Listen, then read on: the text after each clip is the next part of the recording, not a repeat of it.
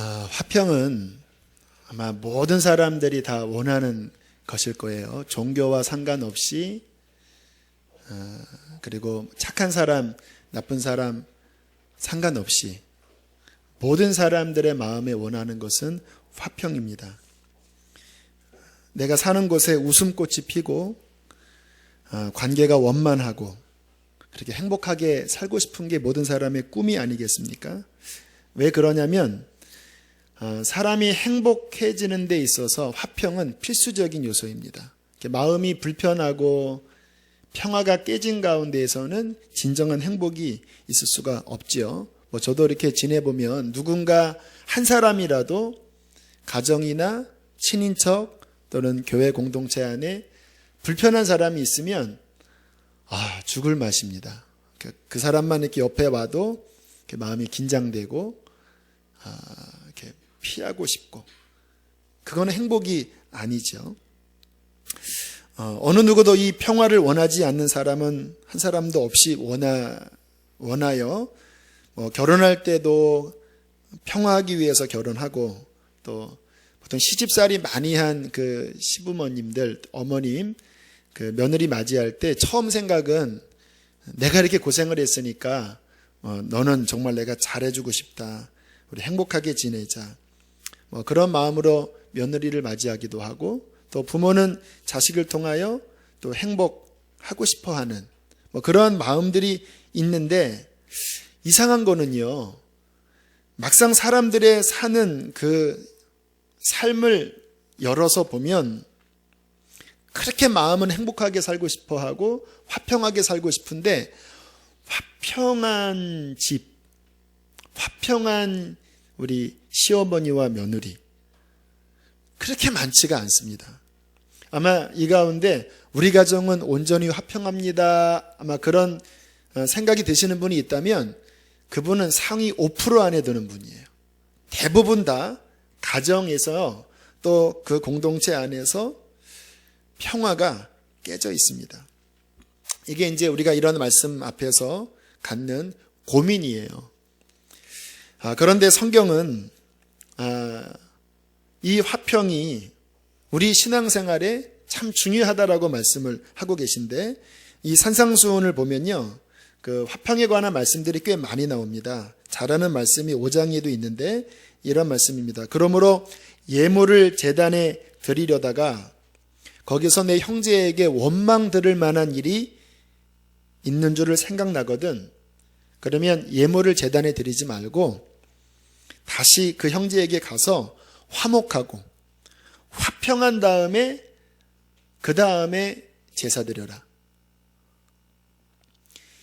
우리 신앙생활에 인간관계뿐만 아니라 하나님과의 수직적인 관계도 우리 옆에 있는 형제와 우리의 가족의 이 화평이 굉장히 중요한 영향을 끼친다라는 거예요. 한 집사님이 제게 그런 이야기를 하시더라고요. 예수님과의 관계가 어느 순간 더 발전을 못해서 답답해 할 때 가만히 생각해 보니까 남편과의 관계가 좋지 않다라는 거예요.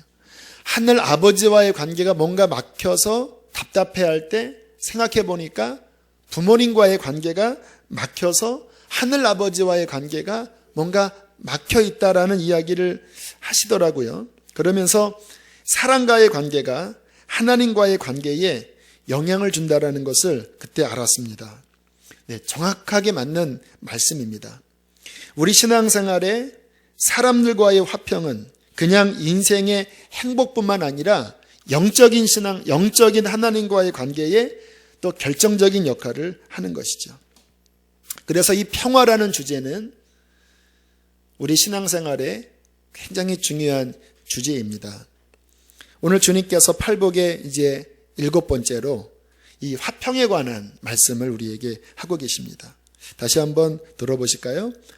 화평하게 하는 자는 복이 있나니 그들이 하나님의 아들이라 일컬음을 받을 것이며.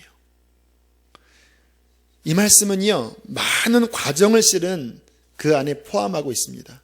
앞에 그 팔복의 첫째 복부터 벌써 6복까지 왔잖아요.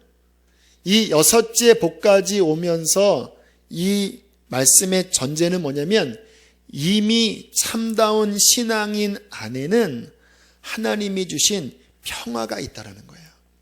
그렇기 때문에 하나님이 주신 평화를 가지고 이제 평화가 없는 그 삶의 현장에서 하나님이 주신 평화로 우리는 화평하게 만드는 피스메이커로 사는 자가 그리스도인의 정체성이라고 말씀을 하는 것입니다. 요즘 청년 중에 제 마음에 기쁨을 주는 그 자매가 있습니다.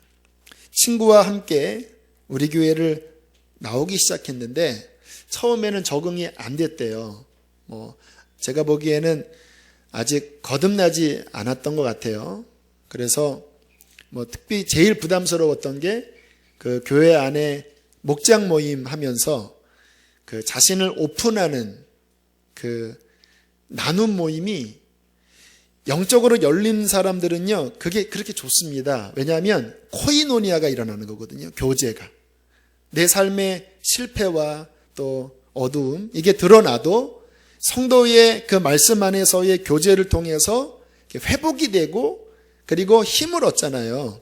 그런데 은혜를 받지 못한 사람은요, 늘 좋은 모습을 보이는 데에 익숙하기 때문에 본인이 살면서 실패했던 것, 그 힘들었던 것들을 나누는 것 자체가 굉장히 자신의 어떠한 그 정체성을 이렇게 깎아내린다라는 생각을 하기 때문에 굉장히 힘들어해요.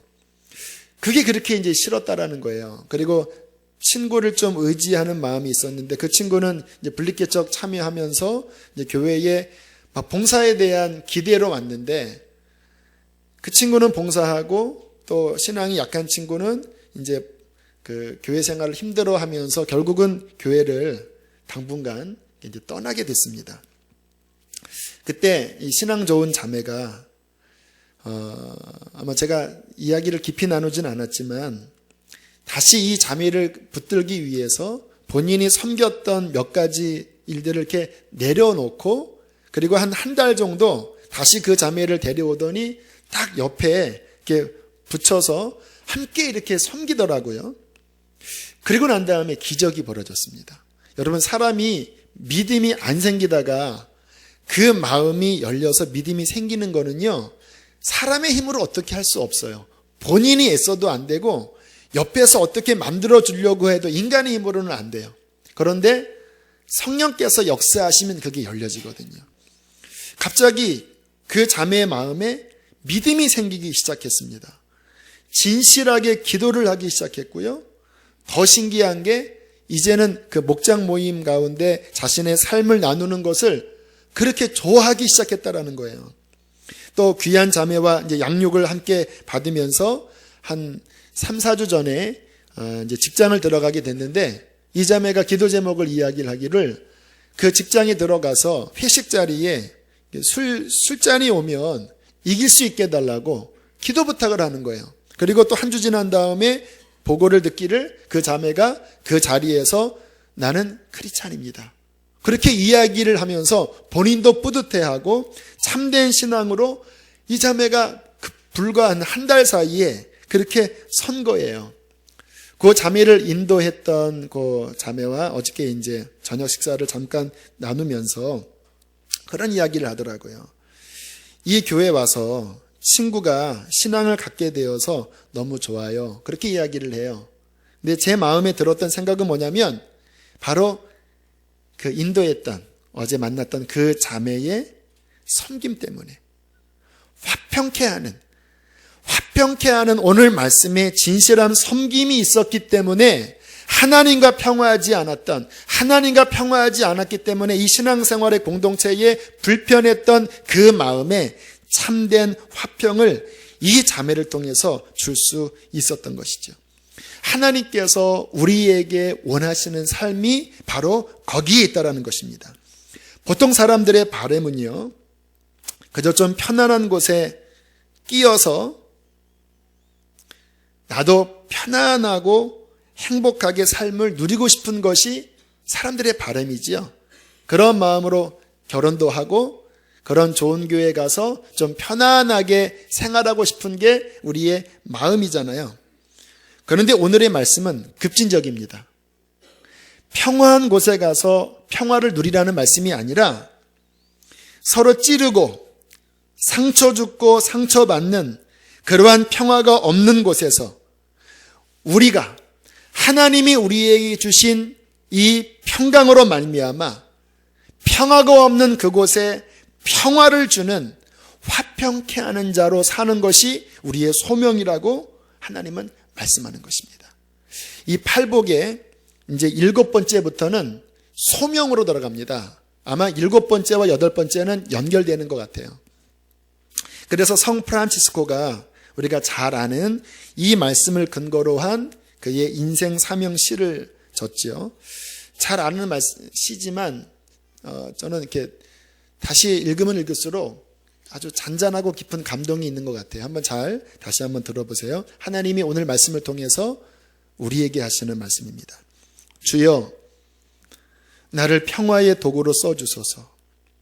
미움이 있는 곳에 사랑을, 다툼이 있는 곳에 용서를, 분열이 있는 곳에 일치를, 의혹이 있는 곳에 믿음을, 절망이 있는 곳에 희망을, 어두움의 빛을, 슬픔이 있는 곳에 기쁨을 가져오는 자가 되게 하소서.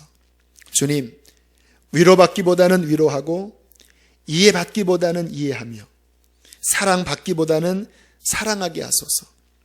우리는 줌으로써 받고 용서함으로써 용서받으며 자기를 버리고 죽음으로써 영생을 얻기 때문입니다. 정말 아름다운 시이고 오늘 이 본문에 주님께서 말씀하시는 화평케 하는 자, 우리의 소명을 이 프란치스코가 그의 시에 적어 놓았습니다. 우리도 그렇게 살기를 원해요. 정말 미움과 분열과 갈등이 있는 그곳에서 나로 말미암아 화평과 일치와 회복이 있는 그러한 삶을 다 살기를 원하시지요. 그러나 문제가 있습니다. 이러한 말씀을 들으면 우리의 신앙이 저나 여러분이나 너무 부족해서 그런지 우리 자신을 바라보면 실망을 합니다. 우리는 화평케 하기는커녕 미운 사람은 여전히 밉고 싫은 사람은 여전히 싫고, 그래서 말하지 않는 사람은 여전히 말하지 않고 쳐다보기도 싫은 사람은 여전히 얼굴을 피하는 속 좁은 자들이 우리들이에요. 그러한 우리 자신을 너무나 잘 아는데 어떻게 우리가 의욕과 분열과 다툼이 있는 그 찌르는 그곳에 들어가서 어떻게 화평케 하는 자로 살 수 있겠습니까? 너무 멀게 느껴져요. 솔직히 저도 은혜는 받지만 너무 멀게 느껴져요.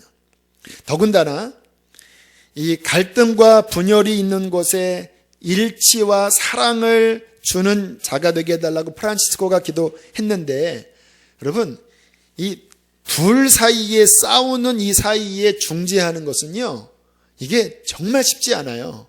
그래서 잠언서도 이 마음의 원수된 자와 화목하는 거는 성을 얻는 것보다 더 힘들다라고 그렇게 이야기를 했습니다. 그러니까 오늘 이 본문의 이 말씀은 아름답고 참 듣기 좋은 말이지만 이 말씀을 실천하려면 이거는 정말 거의 인간적으로는 불가능하다라고 할 수 있어요. 나의 연약함, 그 갈등의 어려움으로 인하여. 아마 이 말씀을 듣고 계신 여러분의 삶의 뚜껑을 열어보셔도 여러분의 부모와 화목하신가요? 여러분의 자녀와 완전히 화평하신가요? 며느리, 시부모와 화평하신가요? 우리의 삶에도 화평케 하기는커녕 여전히 마음에 불편한 누군가가 우리에게 남아 있습니다. 그러나 우리의 신앙생활은 우리의 그 한계에 절망하는 것이 아니라 분명히 하나님께서 원하시는 말씀으로 나아가는 것이 주님께서 우리를 부르신 목적이 아니겠습니까? 그렇다면 우리는 어떻게 이 말씀 그대로 화평케 하는 자로 살 수 있을까요? 오늘 주님께서 두 가지를 우리에게 말씀하십니다. 먼저는 따라합시다. 내가 하나님으로부터 평화를 얻어야 한다. 제일 중요합니다. 물론 이 말씀의 그 단계는 이미 7번째까지 왔을 때는요, 이미 평화가 온 거예요. 그러나 우리는 이 단계를 아직 이루지 못했다고 한다면 먼저 선행되어야 될 것은 하나님의 평화가 우리 마음속에 가득 담기는 것이 먼저입니다. 왜냐하면 마음이 넉넉해야 누가 싫은 소리에도 여유 있게 받아줄 수가 있어요. 사람의 마음이 상처가 많고 이게 생활이 각박하면요, 웬만한 말도 속에서 부딪혀서 못 받아들입니다. 지난 15일 날 엽총을 난사에 옛 직장 동료를 살해한 기사가 났습니다. 근데 이분의 과거를 한번 조사를 해보니까 고등학교 때 심각한 왕따를 당해서 트라우마라고 그러지요. 이 정신적인 외상까지 받았다고 그래요. 그가 컴퓨터에 일기를 쓰기를 지난 13년 동안 내가 자살하지 않는 게 신기하다. 그 학생 시절에 받았던 정신적인 상처, 갈등, 이것을 마음에 담고 살면서, 그런데 이 왕따의 경험이 위험한 게 뭐냐면 학창 시절에 받았던 이 어려움이 직장 생활에도 가정 생활에도 치유가 안 되면 연결된다라는 거예요. 왜? 마음에 평화가 없으니까 누가 그렇게 수위가 높지 않는 정도의 말을 해도 이 마음에 상처가 있는 사람은 걸립니다. 마음에 평화가 있는 사람은요, 상처 주는 말을 해도 그냥 꿀꺽하고 삼켜요. 그리고 그것을 상처로 안 받아들여요. 왜? 마음이 여유가 있으니까. 그런데 내 마음이 복닥거리고 상함이 많은 사람은 이렇게 마음이 꼬여져 있어서 그렇게 심한 말을 하지 않았는데도 내 마음을 확 휘비고 지나가는 거예요.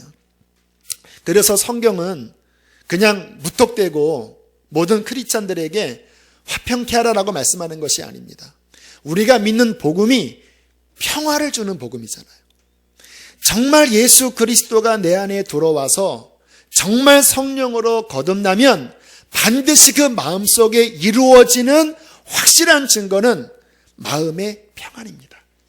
그 평안은 내가 만든 평안이 아니라 하나님과 나 사이에 예수 그리스도로 말미암아 평화가 이루어졌기 때문에 하나님의 그 강 같은 평화가 우리 마음속에 흘러 들어와서 우리 마음의 모든 복닥거리고 상한 모든 것들을 치료하고 화평을 우리 마음속에 부어주는 거예요.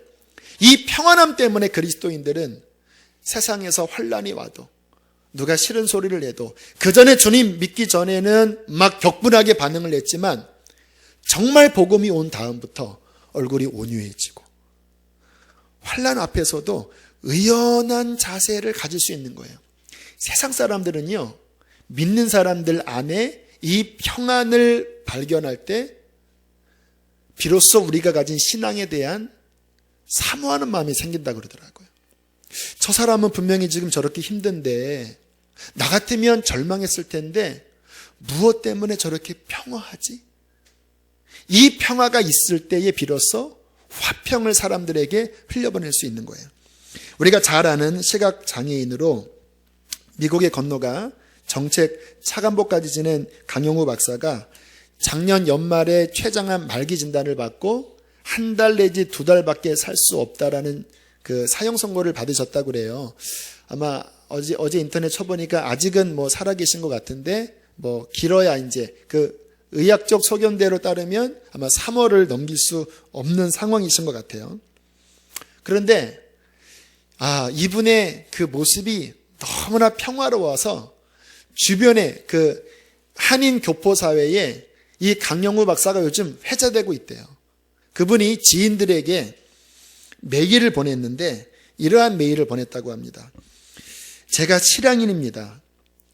다음 세상을 믿는 사람이지요. 죽음이라는 게 사람에게는 가장 나쁜 일일 수도 있겠지만 그 다음에 더 좋은, 가장 좋은 일이 있을 수 있다라는 얘기도 될 거예요. 저는 그렇게 믿습니다. 저는 하나님의 축복으로 참으로 한평생 너무나 많은 것을 얻었습니다. 감사합니다.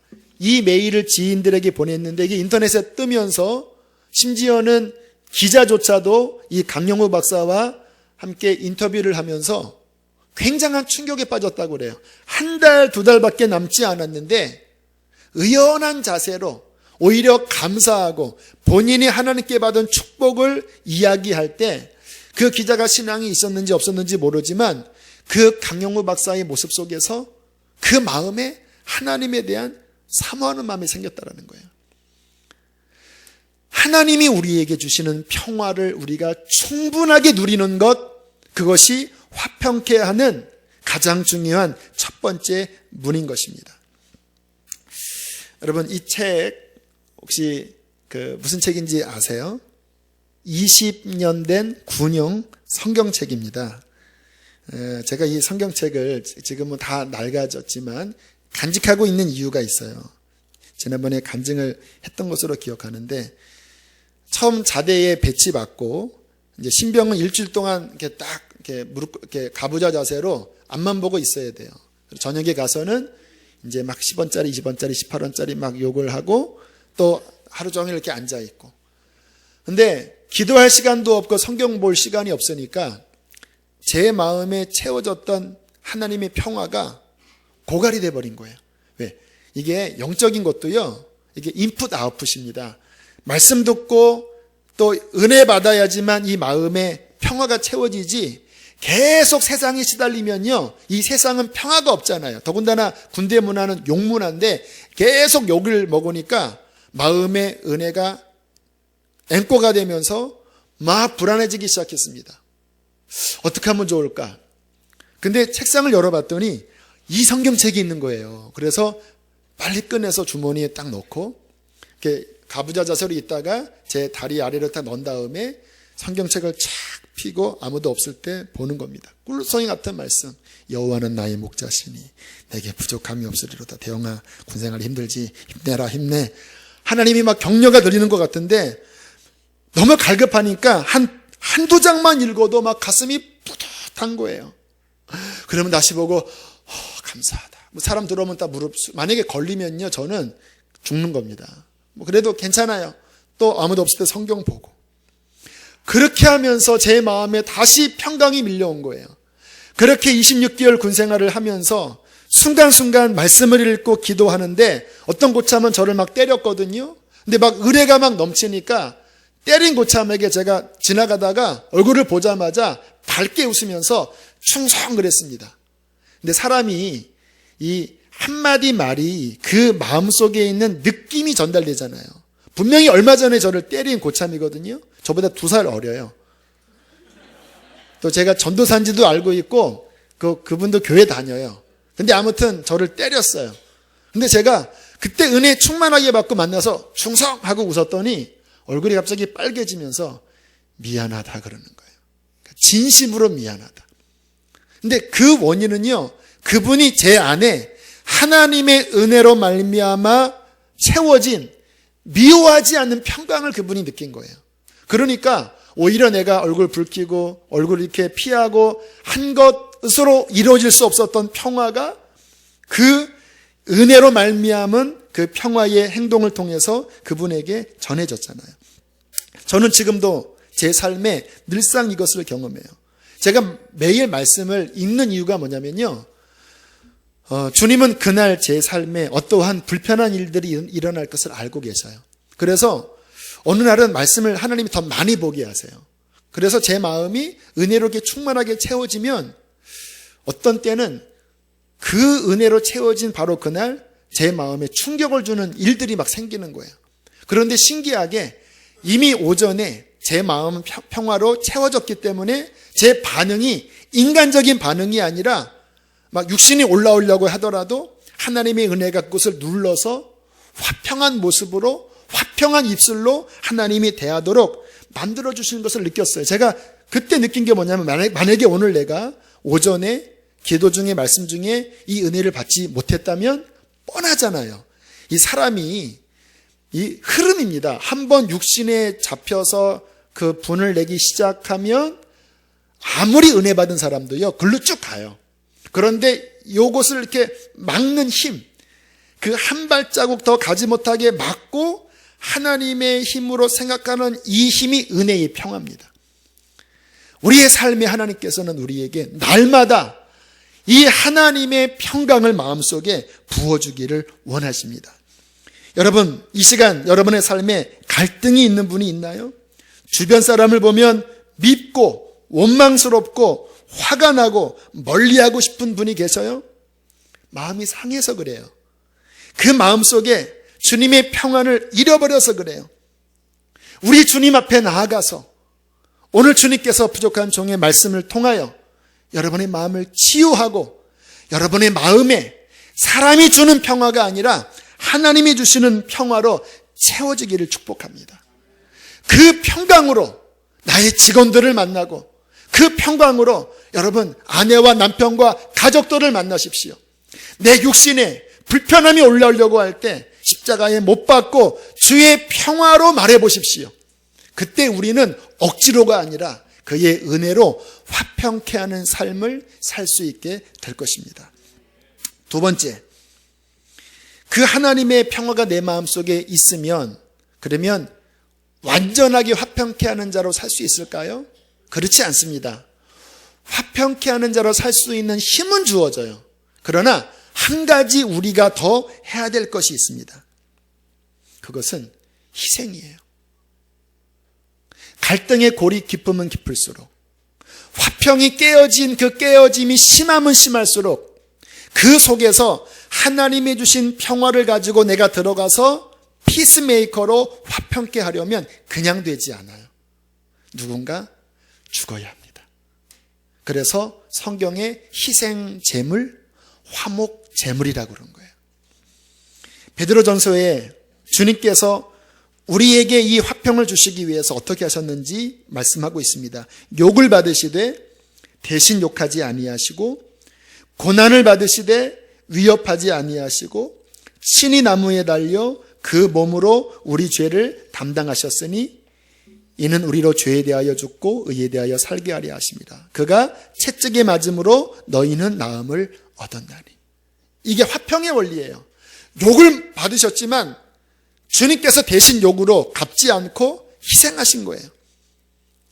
위협을 당했지만 같이 맞서지 않고 도살장에 끌려가는 어린 양처럼 잠잠히 십자가를 짊어지셨는데 그가 십자가를 짊어지고 채찍에 맞는 희생으로 말미암아 우리가 살아나는 화평이 이루어졌다라는 거예요. 언제나 깨어진 가정, 아파하는 공동체에 화평이 일어나려면 누군가 십자가를 지는 희생을 해야 합니다. 살려고 하면 너도 살고 나도 살려고 하면 화평하지 않아요. 누군가 하나님의 평화가 있는 사람이 자기 것을 희생하는 희생이 반드시 들어가야 합니다. 그리스도인의 삶은 희생의 삶입니다.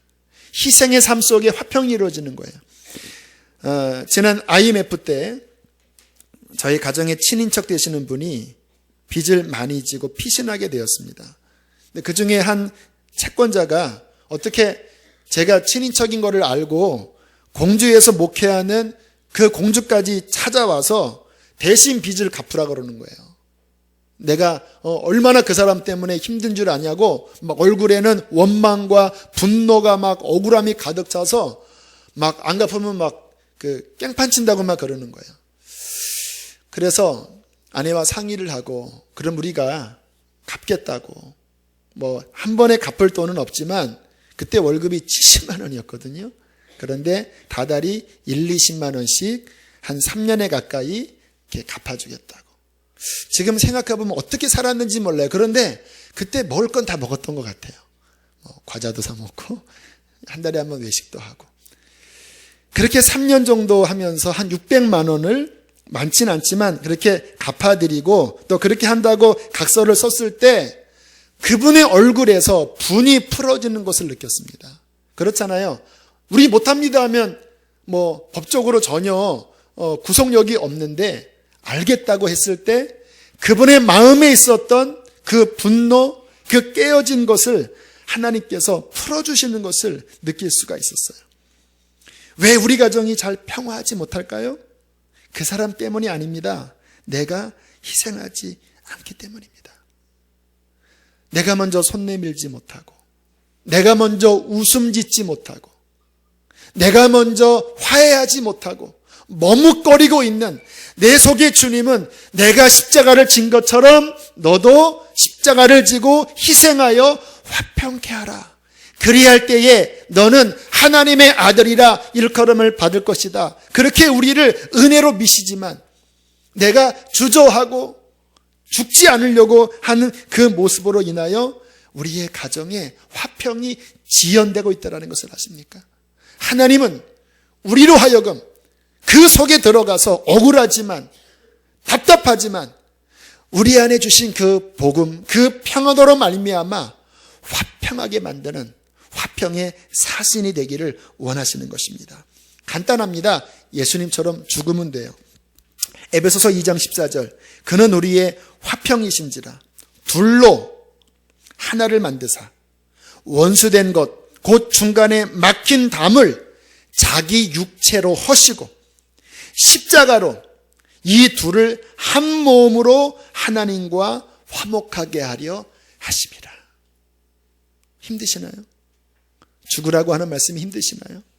그러나 정말 주님을 만난 하나님의 사람이라면 우리도 주님처럼 깨어진 그 둘 사이에 내가 죽음으로써 화평케 하는 주님의 아들로 우리는 살아가야 할 것입니다.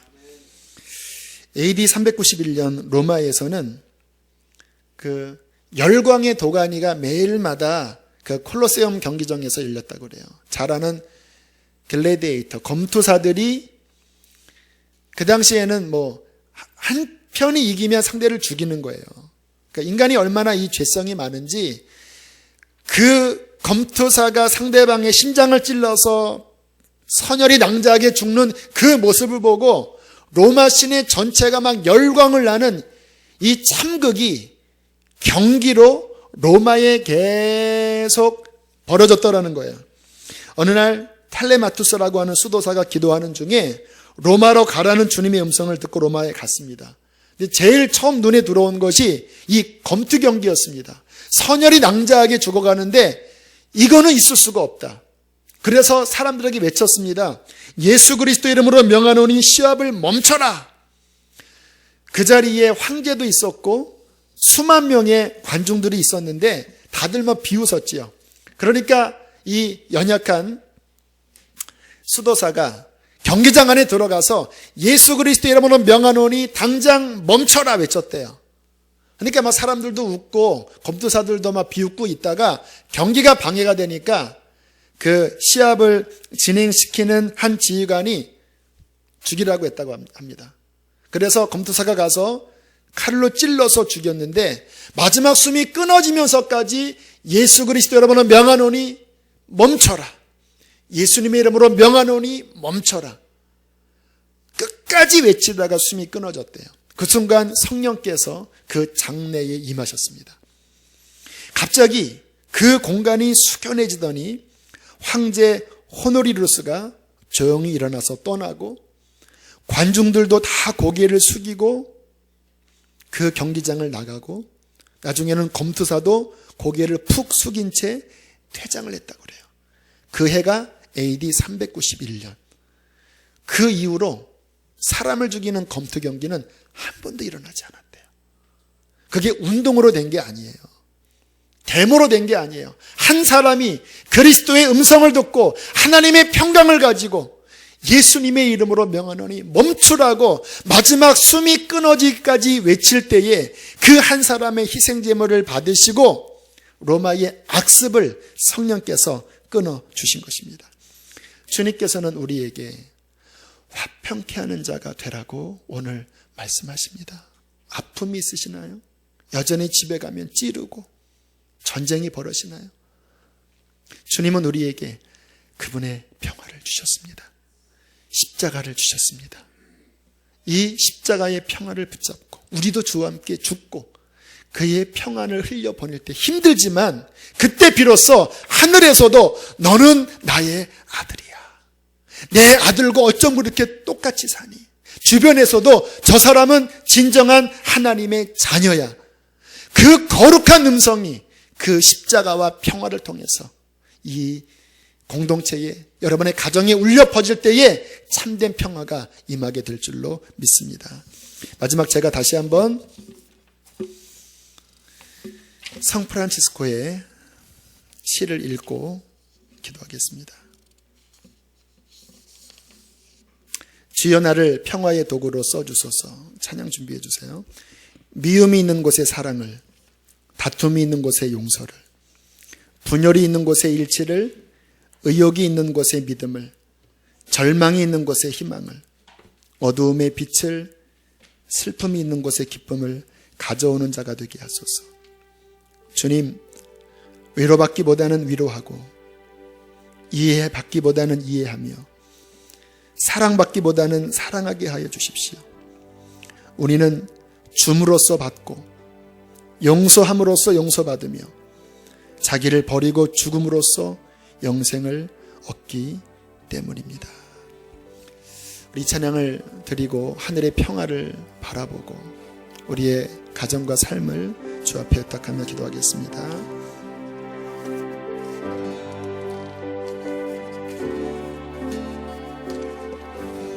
내 영혼의 그 깊은 데서, 내 영혼의